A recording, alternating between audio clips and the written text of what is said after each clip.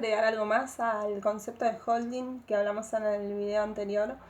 Es interesante decir que cuando el holding es deficiente, eso de alguna manera se va a ir acarreando a lo largo de la evolución de ese niño, y llegado a adulto muchas veces puede estar presentando sentimientos de abandono. Piensen en esta gente que siempre está como en ese sentimiento permanente de abandono, que no se siente apoyado, que se siente con sentimiento de vacío, donde pierde el sentido de todo. Bueno, muchas veces tiene que ver con esta falta, con esta deficiencia del sostén, de esta función de la madre, esta función de contención de ansiedades. Cuando no se contuvieron de manera, digamos, correcta o de la mejor manera, en la vida adulta puede suceder esto. Vamos a continuar con la segunda etapa, que es la de dependencia relativa. Decíamos que es a partir de los 6 meses hasta los 2 años de edad. Piensen en todo lo que sucede en esa etapa del bebé, que es cuando comienza a comer, cuando empieza a decir sus primeras palabras, cuando empieza a dar sus primeros pasos, cuando empieza a desarrollar los roles, que nosotros siempre los vemos reflejados cuando empiezan a jugar, cuando empiezan a personificar determinados papeles, que es cuando nosotros justamente hablamos desde la psicología social, cuando se empiezan a establecer esos roles y cómo de alguna manera se va a ir ubicando en la familia y va a ir desarrollando determinadas tareas o va a ocupar determinado lugar. Así que vayan tratando de articular lo que es la psicología social, lo que han visto hasta aquí, justamente con estas etapas del desarrollo infantil. No pierdan de vista siempre las cosas que ya hemos visto. Pero bueno, si hablamos específicamente de esta etapa de dependencia, decíamos de los 6 meses a los 2 años de edad, vamos a ver que de alguna manera esta dependencia absoluta que se daba, esta necesidad de obtener respuesta inmediata de la madre, eso se va como calmando paulatinamente y la madre va dejando que el niño maneje esa ansiedad que surge. O sea, habíamos hablado del holding, o sea, va a sostener al niño, pero de alguna manera le va a ir dando como esas herramientas a que empiece a esperar. Al principio, en la etapa anterior, el bebé lloraba y automáticamente tenía el pecho de la madre. Bueno, ahora no.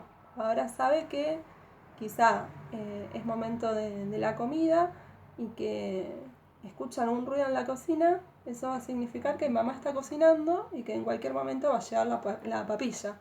Entonces, en ese momento, el niño va a contener esa ansiedad, va a saber esperar, va a empezar a desarrollar la paciencia, la tolerancia, la frustración también.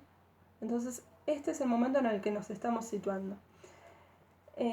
Otra cosa, el bebé se empieza a identificar, en primera instancia se empieza a identificar con la madre.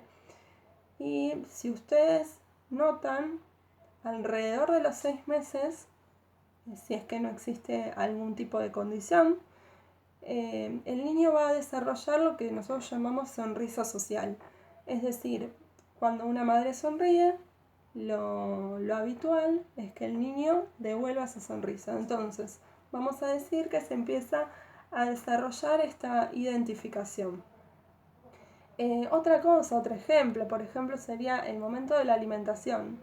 La madre empieza a alimentar a ese niño y el niño agarrado del pecho o ya comiendo un plato y sentado, lo que hace es también querer alimentar a la madre. De alguna manera la madre lo alimenta, ya sea con el pecho o con un plato, la papilla, lo que sea.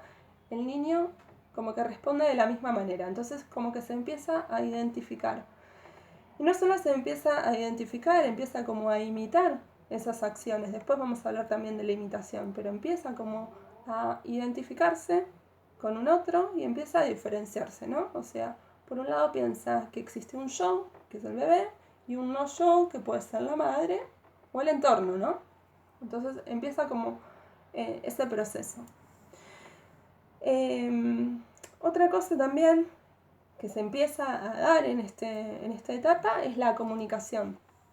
Empieza a haber un poco de comunicación, si bien no está desarrollado totalmente el lenguaje, empiezan como los primeros balbuceos, las primeras indicaciones, los señalamientos.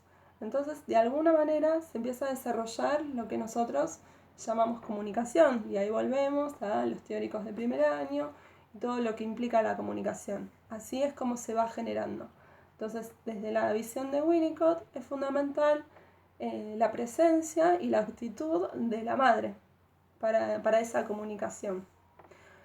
Les decía antes que, por un lado, hay una reciprocidad, ¿no?, entre madre y niño. Por otro lado, se empieza a distinguir en lo que es el yo y el no yo, o sea, el otro, uno y otro. Y decíamos también que se empieza a desarrollar la comunicación, aunque no exista este lenguaje completo y bueno, no existan palabras, empieza a haber una comunicación no verbal y empiezan a ver los primeros vocablos, las primeras palabritas. Y también esto, ¿no?, del juego. Tengan en cuenta esto del juego, por lo menos para mí es interesante no perderlo de vista porque es cuando se empiezan a desarrollar los primeros roles. De acuerdo al lugar, recuerden cuando vimos teoría de rol, que siempre el papel que uno asume es porque uno lo asume, alguien lo adjudica y alguien lo asume. Entonces en este intercambio es cuando se dan los distintos tipos de comunicación, pero también los distintos lugares que se van ocupando en un grupo, en este caso la familia. No pierdan de vista eso también.